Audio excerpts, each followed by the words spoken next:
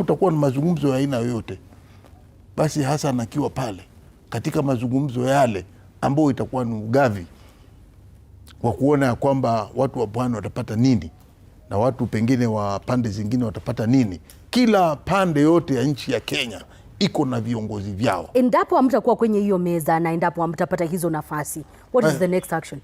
My friend, inawezekanaje kufanywa hivi kitu kama hichi bila Pwani? Inawezekanaje? Mimi nakuuliza. Haiwezekani. Ndio mimi nakwambia. Ni lazima mpate nafasi. Na mkikosa? Hatuwezi kosa. Imani yenu ni kwamba sisi tuko wengi pia bwana. My friend, if you bring us, ukituleta kwenye meza, sisi pia ni wengi.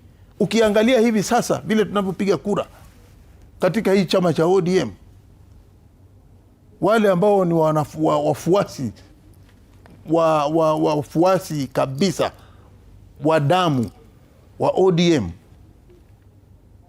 ndio sisi huwa kila siku tunasema Pwani inapiga karibu 80%. Kwingine katika kaunti zetu zile ziko kule 6, kama ukifika Kilifi inapiga 100% ODM. 100%. Imekuwa ikipiga. Unaamini hapa mbele itakuwa hivyo? Kwa nini? Tuko na imani. Tuko na imani. Ikiwa kwa nini ikiwa mtoto anafanya 100%, hata akipungua kidogo anaweza kuja 80. Hizi nambari zenu ambazo unasema za Pwani, ndio zinatosha kuwapa naibu katika ile meza ya mazungumzo mwaka 2027? Ukiangalia wewe unaangalia mwaka wa 27. Nasikia sisi tunaangalia 2032. Lakini safari